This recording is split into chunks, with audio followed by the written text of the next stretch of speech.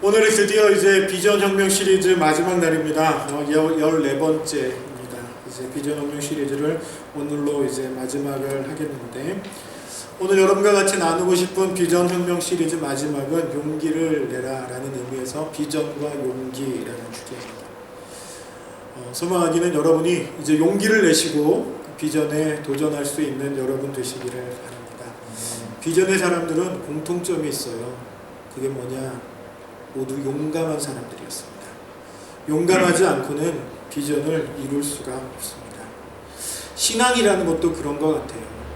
어떤 사람들은 신앙인들은 뭐 그냥 용기 없는 사람, 힘 없는 사람, 병든 사람, 늙은 사람, 그냥 세상에서 별 볼 일 없는 사람들이 의지할 곳 없어서 하나님 의지하고 연약한 사람들이 모여있는 곳이라고 생각하는 경향이 좀 있습니다.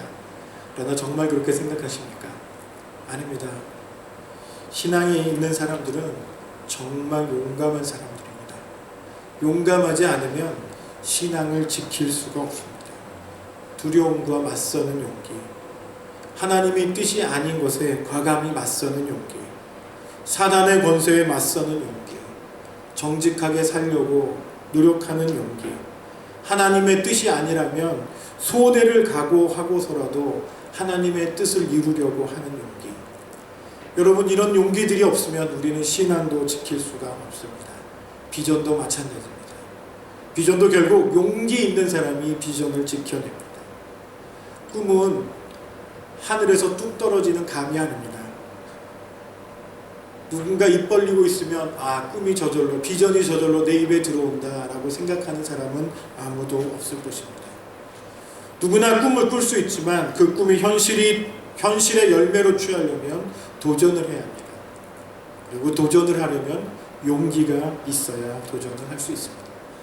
저는 챔피언보다 도전자를 좋아합니다. 저도 예전에는 권투를 좋아했습니다. 저는 요즘 권투를 잘 못 보고 가끔 TV에서 K1 뭐 이런 거 있죠. UFC 뭐 이런 거 보면 뭐 하는 짓인가 이런 생각이 들어요. 우리 재미도 없고. 근데 어렸을 때는 홍수환 선수 때문에 권투를 굉장히 좋아했습니다. 7번 쓰러져도 8번 일어나라의 전설의 주인공 홍수환 선수.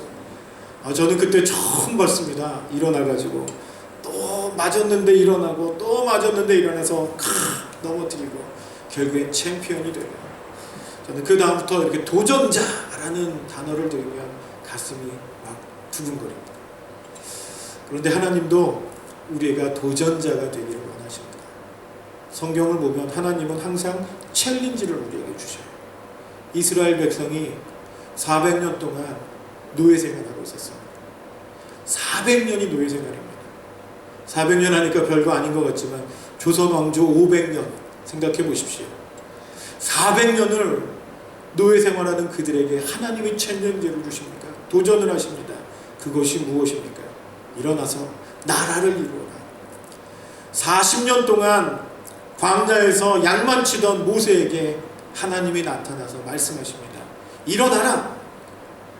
너가 이집트 땅으로 가서 이스라엘 백성들을 구원해내라. 하나님은 이렇게 챌린지를 주십니다. 75세 된 아브라함이 자식이 없어 막막해하고 있을 그때 하나님이 나오셔서 말씀하십니다. 본토 친척 아비집을 떠나가라. 내가 너에게 자식을 줄 텐데 저 하늘의 별을 보면 하늘의 별과 같이 셀 수 없을 정도로 너에게 자식을 주겠다. 하나님은 이렇게 챌린지를 하시는 분이십니다. 야베스는 태어나면서부터 고통이라는 이름을 가지고 태어났음에도 불구하고 하나님은 그 인생을 도전하는 인생으로 만들어줍니다. 베드로는 그의 일생의 직업이 고기 잡는 어부였는데 주님께서 베드로를 부르실 때 내가 너로 사람 낚는 어부가 되게 하겠다 이렇게 부르십니다. 하나님은 끝없이 신앙의 사람들을 도전하고 챌린지를 주고 변화를 주길 원하며 더 높고 더 위대한 자리에 서기를 원하시는 분이 우리 하나님이십니다. 그리고 그 하나님은 오늘도 우리 서망교회 성도님들을 챌린지하십니다. 도전하십니다. 그 도전에는 용기가 필요합니다. 믿음의 사람은 아멘 크게 하는 사람이 아닙니다. 제가 예전에 생각하던 교회는 아멘 대장이 있었습니다. 무슨 뭐 설교 한 번 하고 믿습니까? 하면 아멘 하는데 귀에 거슬릴 정도로 아멘을 해요. 한 번은 강사님이 오셔가지고 아멘 좀 그만하세요 이렇게 말할 정도로 아멘을 세게 했어요. 근데 그분은 아멘을 세게 하시는데 삶은 그렇게 신앙인답게 살지 못하더라고요. 믿음을 가지고 살지 못하더라고요. 아멘을 세게 하는 것이, 아멘을 크게 하는 것이, 믿습니까? 아멘 하는 것이 우리의 신앙을 좌지우지하지 않습니다. 우리의 신앙은 믿음을 가지고 도전하는 용기 있는 사람이 진짜 신앙입니다. 저는 이렇게 믿습니다. 오늘 본문에는 다윗이라는 사람이 등장합니다. 다윗 아시죠? 이 다윗이 오늘 참 무모해 보이는 일을 합니다. 그게 누구죠? 골리앗과 싸움을 하러 나갑니다. 너무 유명한 얘기라서 교회를 안 다녀보신 분들도 아마 이 골리앗과 다윗의 싸움 이야기는 들어보셨을 겁니다. 다윗이라는 것은 이제 한 중학생이나 됐을까요? 아주 조만하고 목동이나 치고 2세의 아들이 아버지가 2세인데 2세의 아들이 8이 있었는데 8번째 아들입니다. 별로 볼품도 없고 인물도 없네요. 그런데 그 다윗이 전쟁터에 형에게 먹을 것을 가져다 주러 갔다가 골리앗이라는 장수가 블레셋에서 골리앗이라는 장수가 하나님을 멸시하고 이스라엘 백성을 멸시하는 것을 듣고 의분이 일어나서 전쟁에 나가게 됩니다. 그런데 다윗이 상대하려고 하는 골리앗의 신체의 크기가 정상이 아니라 비정상입니다. 여러분, 다윗의 키에 비해서 골리앗의 키가 얼마나 컸을 것 같습니까? 그리고 골리앗의 신장에 대해서 성경에 기록했는데 혹시 골리앗이 키가 얼마나 됐을 것처럼 생각되세요? 2m. 2m 크죠. 또 몇 미터? 성경에는 이렇게 되어 있습니다. 6규빗 한 뼘이라. 이러니까 뭔가 좀 감이 딱 와요. 그걸 우리나라 어떤 학자가 6규빗, 한 규빗이 사람의 이 팔만한 거거든요. 6규빗 한 뼘을 계산해 냈더니 자그마치 293cm였습니다. 293. 최용만 선수가 키가 얼마인 줄 아십니까? 아시죠? K1의 그 괴물처럼 생기고 드라마에도 왜 그 청나라 그 무사로 나오는데 괴물처럼 나오는 이런 사람 말이에요. 보기만 해도 괴물 같은 그 최용만 선수가 키가 2m 18입니다. 몸무게 160kg. 그런 사람에게 한 대 맞으면 골로 가는 거죠, 그냥. 그런데 그 최용만 선수가 2m 18인데 골리앗은 자그마치 2m 93이었습니다. 사람이 아닌 것이죠. 웬만한 사람이 쓰면은 빌딩을 보는 것과 같은 느낌을 줄 만한 그런 크기의 사람입니다. 그런 거구의 그 골리앗이 저 진영 밖에 나와서 소리를 치고 하나님을 조롱하는데도 그 거구의 그 키에 눌려서 거의 3m가 되는 그 거인에게 눌려서 아무도 대적하지 못할 때 거기에 다윗이 나간 거예요. 다윗이. 여러분, 다윗은 골리앗은 갑옷의 무게가 얼마냐면 갑옷만 57kg입니다. 웬만한 사람 하나를 입고 다니는 거예요. 갑옷의 무게만 57kg. 골리앗이 쓰는 창날 있죠? 이거 봉은 말고 창날만 정확히 말하면 7kg라고 합니다. 여러분, 7kg. 우리 삼겹살 몇 g씩 드세요? 500g. 7kg 들면은 괴물이죠. 삼겹살 7kg를 들고 휘둘러 대는 거예요. 창날만 가지고. 괴물 중에 괴물이죠. 감히 누가 거기 대적할 수 있겠습니까? 그런데 그 앞에 도전하는 다윗이 나옵니다. 다윗은 그 말을 듣고 기가 막혀서 싸움을 하러 나가겠다고 하니까 사울 왕이 부르잖아요. 사울 왕이 불러서 안쓰러우니까 사울 왕이 갑옷을 벗어줍니다. 왕의 갑옷을 하사하고 왕의 검을 하사합니다. 다윗이 입어보더니 안 맞으니까 그거 버립니다. 다윗이 어떤 옷을 입고 나갔을까요? 그냥 목동이 입는 옷이에요. 목동이 입는 옷이 있고 손에는 작대기 하나 들었습니다. 무거워서 칼도 못 들어요. 작대기 하나 들고 이쪽에는 줄 하나 들었어요. 물매 돌리는 줄 하나 들고, 그리고 시내에 가가지고 반짝반짝하는 조그만 조약돌 5개 딱 들었어요. 그게 무기의 전부입니다. 그럼 그거 가지고 2m 93 거구를 상대하러 나간다면, 2m 93 그만두고 중학생이 최용만이랑 싸우겠다고 나가면 어떻게 해야 될까요? 잘 돌봐줘야 되죠. 정상이 아닙니다. 그런데 지금 다윗이 그거 하고 나가는 거예요.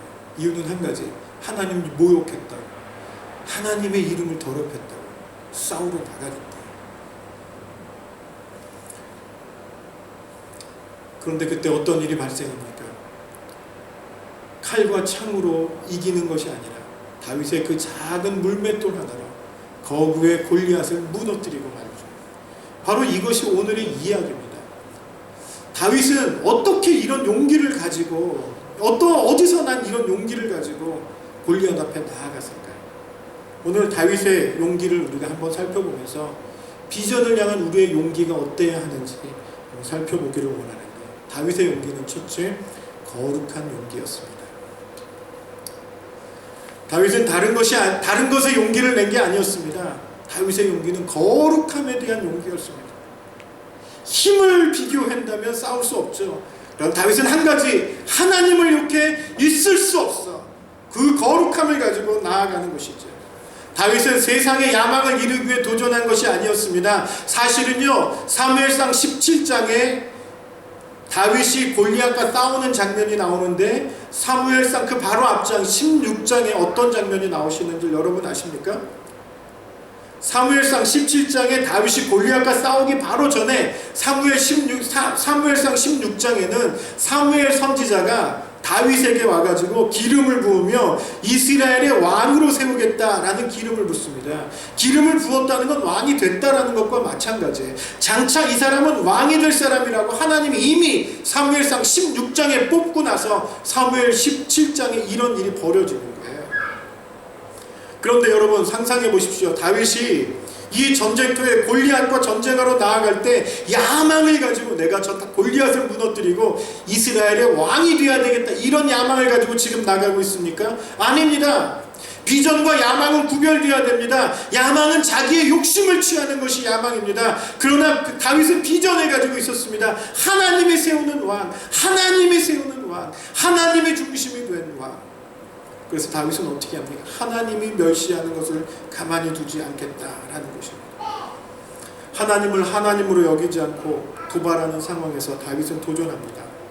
아마 다윗도 알았을 거예요. 내가 여기 나가면 죽을 수도 있다라는 거. 아마 다윗은 살려고 나간 것 같진 않아요. 제가 보기엔.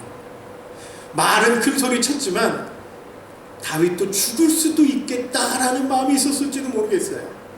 그럼에도 불구하고 그는 거룩함 때문에 용기를 냅니다. 그게 바로 신앙이라는 거예요. 때로는 하나님의 영광이 모욕받는 곳에서 우리는 일어나야 합니다. 하나님의 영광이 땅에 떨어지는 곳에서 우리는 일어나야 합니다. 에스더가 그랬던 것처럼 죽으면 죽으리라라는 각오로 우리는 하나님 앞에 나아가서 하나님의 영광을 드러내는 그런 사람이 되어야 할 것이라고 믿습니다. 거룩함은 도전과 직결이 됩니다. 여러분 거룩한 도전을 하십시오. 거룩함에 도전하십시오. 정말 정직하게 사는 것에 도전하십시오. 저에게는 참 부끄러운 과거가 있습니다. 저희 아버님이 개척을 하시고 시흥에서 목회를 하시다가 뭐가 잘 안 되셨는지 아니면 새롭게 하나님이 말씀하셨는지 모르지만 장안동이라는 곳으로 이사를 오셨어요. 개척을 하시는 목사님이다 보니까 재정적으로 항상 어려웠죠. 그래서 저희가 그때 제 기억에 1년 동안 국수만 먹은 것 같아요. 저희 어머님은 이제 생계를 유지하셔야 되니까 미장원에서 이렇게 일을 하셨고 좀 힘든 시기를 보냈습니다. 아버지는 개척하셨으니까 누가 열심히 일을 해야, 누가 열심히 교회 봉사해야 돼요? 아들들이 열심히 해야죠.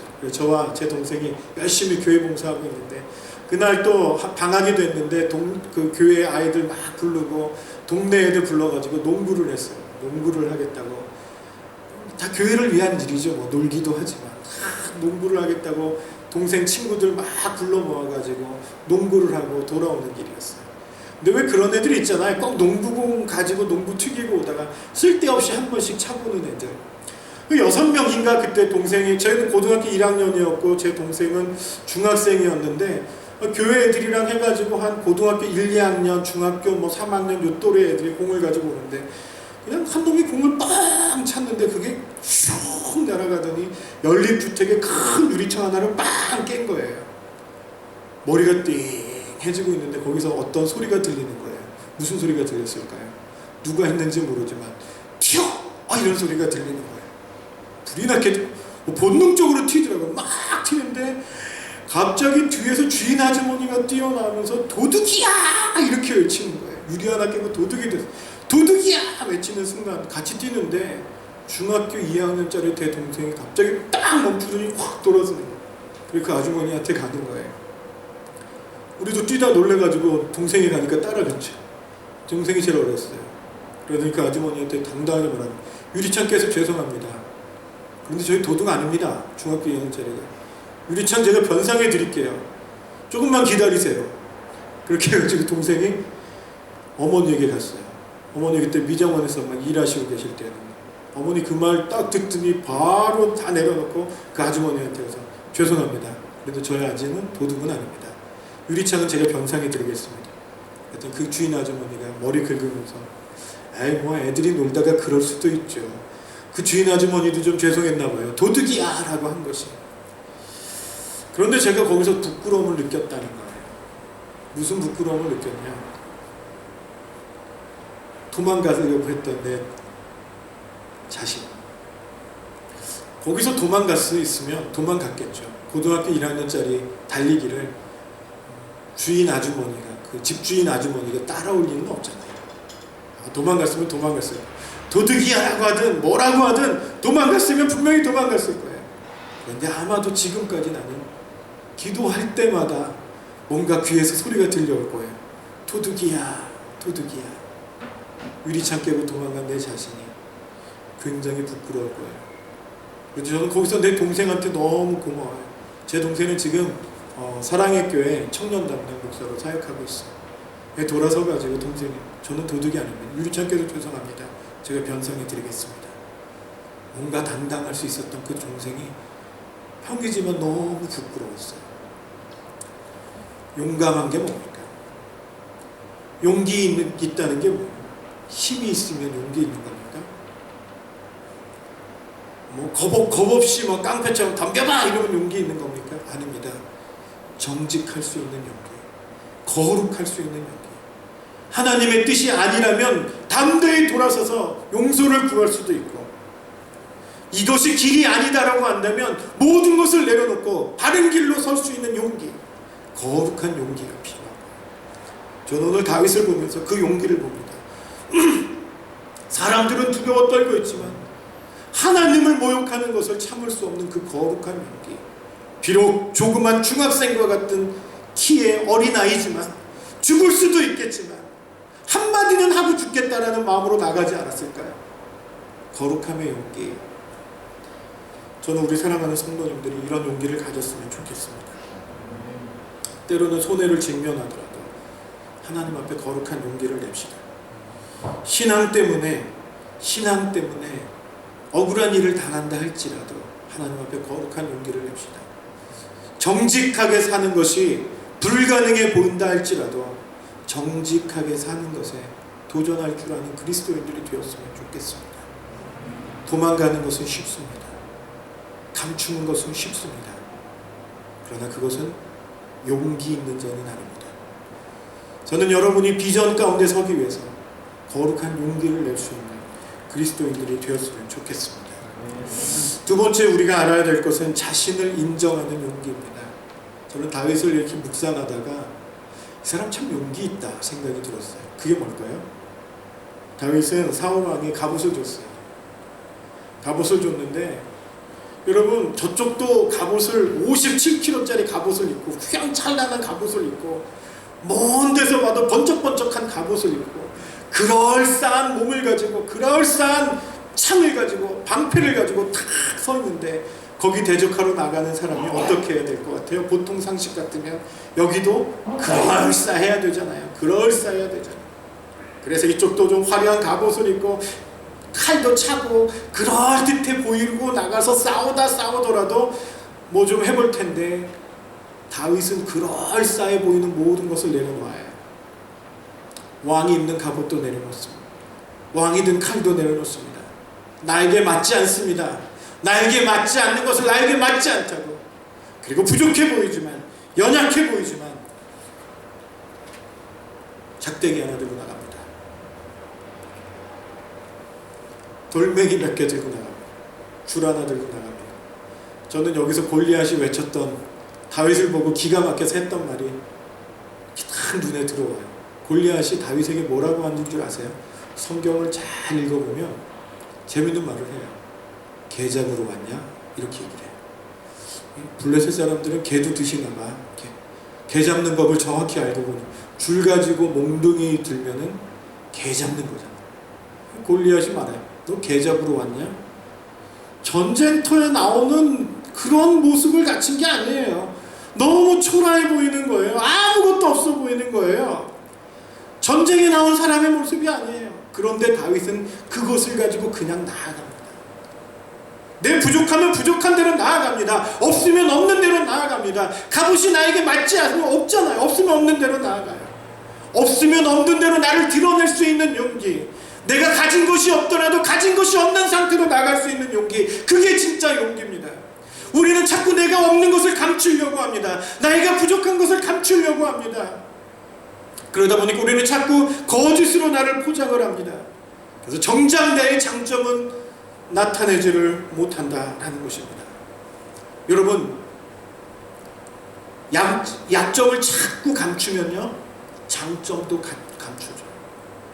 내 약점을 드러내버리고 자신있게 내어버리면 뭐가 드러날까요? 강점이 드러나요. 오프라 윈프리가 이쁩니까? 아름답습니까? 오프라 윈프리는 아름답지 않습니다. 예쁘지 않습니다. 그러나 미국 전역을 흔들고 있습니다. 그 여자는 자신의 외모를 그냥 내려놔 버렸습니다. 들춰냈습니다. 부끄러워하지 않습니다. 있는 그대로 내놓습니다. 그것이 무서운 거예요. 그것이 바로 용기라는 거예요. 다윗은 비록 나에게는 아무것도 없지만 그것을 용기를 가지고 나아갑니다. 그리고 전쟁터에 나아가서 자기에게는 너무 것도 없지만 자기가 딱 한 가지 가진 장점이 있죠. 그게 뭐죠? 돌멩이 던지는 거. 사자도 이기고 곰도 물리쳤던 그 방법. 돌멩이를 탁 던졌는데 제 생각엔 그 돌멩이가 총알처럼 박히지 않았을까 생각이 돼요. 땅 하더니 머리에 탁 박혀서 골리앗이 사망을 합니다. 여러분, 다윗이 자기의 약점을 감추려고 사울의 검을 들고 나갔다면 칼도 빼기 전에 죽었을 거예요. 자기의 단점들을 다 드러내고 난 부족하면 부족한 대로 그냥 있는 것 가지고 나갔는데, 그 있는 것을 가지고 나가는 그 용기를 하나님이 들어 쓰셨다는 거예요. 우리는 가끔 외모를 탓합니다. 우리는 가끔 환경을 탓합니다. 그래서 아닌 것처럼 살려고 합니다. 그러지 마십시오. 우리 연약하면 연약한 대로, 있으면 있는 대로, 없으면 없는 대로 우리의 장점을 찾아 나아갈 수 있는 여러분 되시기를 주님의 이름으로 축원합니다. 저는 어렸을 때 아버님 교회에서 축구를 했는데 그 어떤 축구 시합 하나가 기억이 나요. 뭐냐면 저희 아버님 교회는 이제 교회가 좀 오래됐고 교회도 이제 성장을 했어요. 군대 갔다 왔을 때였습니다.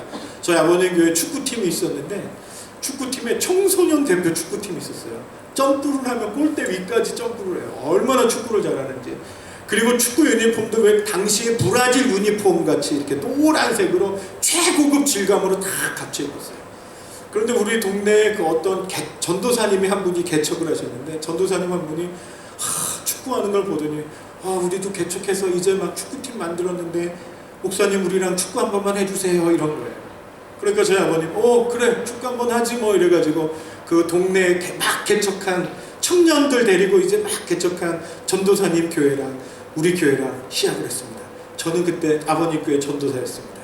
근데 시합을 딱 하는데 이쪽은 유니폼을 쫙 갖춰 입고 있는데 저기는 런닝 셔츠 같은 거 이렇게 입고, 우린 축구화 쫙 신고 있는데 저기는 운동화 신고 있고 막.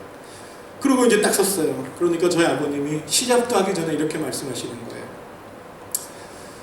처음부터 어렵지 뭐, 그냥 이기려고 하지 말고 배우려고 해. 시작도 안 해봤는데 저희 아버님이 그 팀한테 전도사님이라서 배우려고 해, 배우려고. 그리고 지더라도 기죽지 마. 아직 시합도 안 했어요. 근데 기더라도 기죽지 마.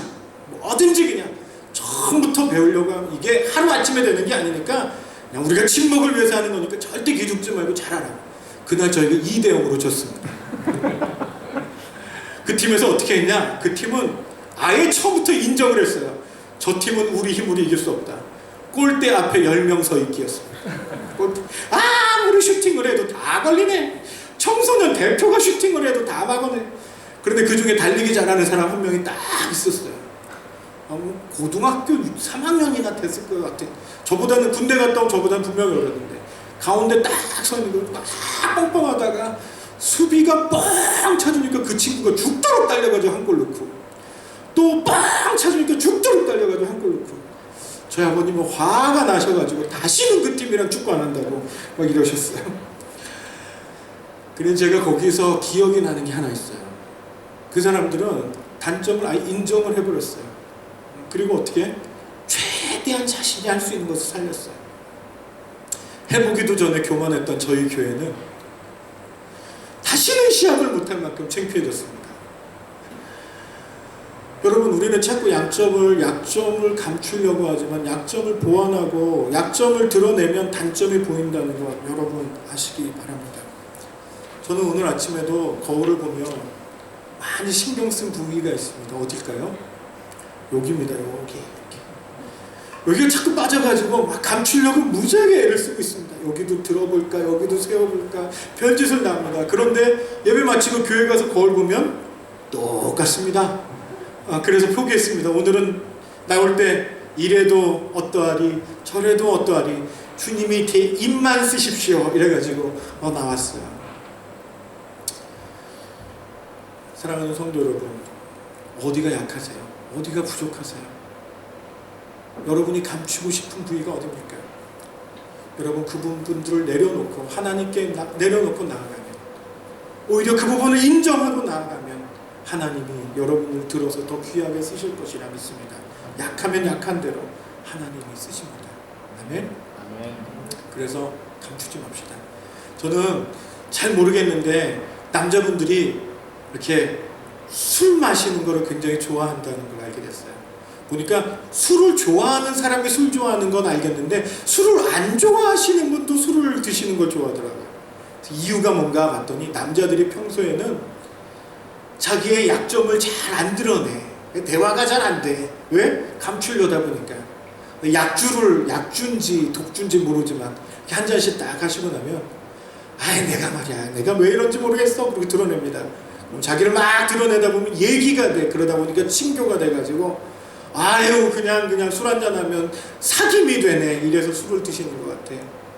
그런데 여러분, 우리 교회도 그럴 수 있습니다. 술 없이도, 목장 안에서도, 우리 교회 안에서도 우리의 연약함을 드러내고 인정하고, 그리고 내가 어떻게 하면 하나님 앞에 온전히 설 수 있는지를 서로 나누고 교제한다면 우리는 더 강한 교회로 굳건하게 쓸 수 있을 것이라 믿어 의심치 않습니다. 아멘. 그러면 약점을 감추지 마시고 약점을 드러내는 용기를 가지십시오. 마지막으로 다윗의 용기는 어떤 용기였을까요? 힘의 근원을 붙잡은 용기였어요. 그게 뭔지 아십니까? 다윗이 골리앗에게 가서 이런 말을 해요. 너는 칼과 창을 들고 나왔지만 나는 하나님을 붙잡고 나왔다. 전쟁은 칼과 창에 달린 게 아니라 하나님의 손에 달린 거야. 힘의 근원을 붙잡았어. 그래서 그는 용기가 있는 거예요. 여러분, 우리의 힘이 어디서 옵니까? 재력입니까? 학력입니까? 아니면 어떤 달란트입니까? 무엇이 여러분의 힘입니까? 우리의 진짜 힘은 힘의 근원이신 하나님이십니다. 그 하나님을 붙잡을 때 우리는 새 힘을 얻어가는 거예요. 오늘 다윗이 한 고백을 한번 잘 들어보십시오. 다윗이 뭐라고 말합니까? 다윗이 골리앗에게 가서 너는 칼을 차고 창을 메고 투창을 들고 나에게로 왔으나 나는 내가 모욕하는 이스라엘 군대의 하나님 곧 만군의 주님을 의지하여 너에게 왔다. 주님께서 너를 나의 손에 넘겨주실 터이니, 이 말이 굉장히 중요해. 주님께서 너를 내 손에 넘겨주실 터이니 내가 오늘 너를 쳐서 내 머리를 베고 블레셋 사람들의 머리를 베고 새의 밥이 되게 하겠다. 여러분, 누구가 하나님이 누구의 손에 붙여주느냐가 더 중요하다는 것을 어린 다윗이 압니다. 그게 바로 신앙인의 눈입니다. 하나님이 누구의 손에 붙여주느냐. 이 땅에 있는 사람들이 자기의 힘으로 자기 능력으로 막 손으로 붙잡으려고 해도 여러분 그런 고백 많이 들어보지 않아요? 잡으려고 하면 도망가더라. 돈을 많이 본 사람들이 그런 말 해요. 돈을 사업하시는 분들이 돈을 쫓아가면 돈이 도망가요. 그런데 돈이 따라오게 하면 돈이 따라온대요. 여러분, 손이 하나님이 누구의 손에 붙여주느냐가 더 중요해. 다윗이 그걸 한 거예요. 전쟁은 칼과 창으로 하는 게 아니야. 네 힘으로 하는 게 아니야. 하나님이 누구 손을 들어줬느냐가 더 중요해. 저는 우리 소망교회 성도님들이 하나님의 손 들어주시는 성도님들 되시길 바랍니다. 아멘. 그러기 위해서 거룩하십시오. 하나님을 붙잡으십시오. 하나님이 여러분의 손에 붙여주실 것입니다. 그 어떤 것이나 할지라도 하나님이 붙여주실 것입니다. 여러분이 생업이 하나님의 손에 있다고 믿으십시오. 돈에 있다고 믿지 마십시오.